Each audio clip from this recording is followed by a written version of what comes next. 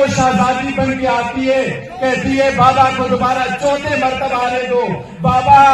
بولو مریم، یاد رکھنا پاکستان کی عوام جاگ چکی ہے، آپ کا ابا کہتا رہا ہے مجھے کیوں لے کے آئے، یاد رکھو 8 تاریخ کے بعد بابا آپ کا کہے گا مجھے کیوں لے کے آئے، انشاءاللہ انشاءاللہ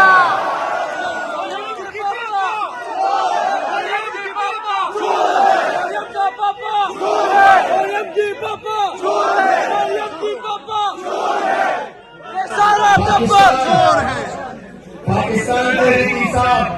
کا کسی کے ساتھ کوئی جھگڑا نہیں، خان صاحب کا کسی کے ساتھ کوئی جھگڑا نہیں، جب ریلی پہ تشدد ہو سکتا ہے خان صاحب ریلی کا آغاز کرتے ہیں، جب اطلاع آتی ہے ریلی متشدد ہو سکتی ہے خان صاحب ریلی کا آغاز کرتے ہیں۔ ہم نے 27 سال خان صاحب میں اسٹرگل کی، 27 سال اسٹرگل کرنے کے بعد ہر جگ سے لے آپ کی طرح بچے ہوتے ہیں، بہنیں بیٹیاں آئی ہوئی ہوتی ہے، ہر اس پہ یہ الزام لگانا کہ تشدد کرتے ہیں۔ ہم نے ہمیشہ سے آپ نے تشدد کیا ہے، خان صاحب نے ہمیشہ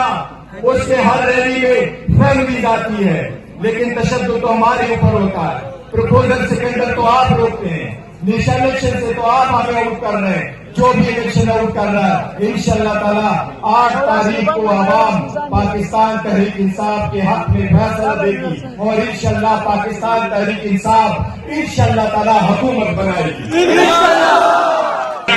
بچوں کو آپ نے جیل میں رکھا، ہماری لیڈرشپ کو نہ صرف جیل میں رکھا بلکہ پروپوزل سیکنڈر کو آپ نے روکا، نامینیشن پیپر آپ نے ٹیکنیکل بنیادوں پر ریجیکٹ کروائے، 14 سال سزا دلوائی، 10 سال سزا دلوائی، 7 سال سزا دلوائی، لیکن اب 7 سال کے بعد 8 تاریخ کو انشاءاللہ حق کی خدا بولے گی، 8 تاریخ کو راستہ نہیں ہوگا، یہ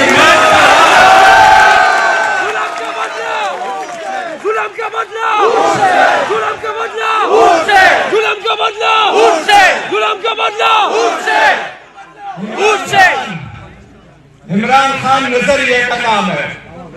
وہ بانی سے دل فقط نہیں ہے، پاکستان کی ہر آزاد، پاکستان کی ہر جمہوریت پسند دل کی دھڑکن ہے عمران خان۔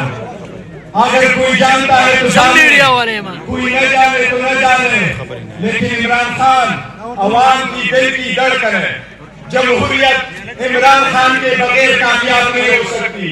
عمران خان کے پارٹی پی ٹی آئی کے بغیر الیکشن کسی کو قبول نہیں ہے۔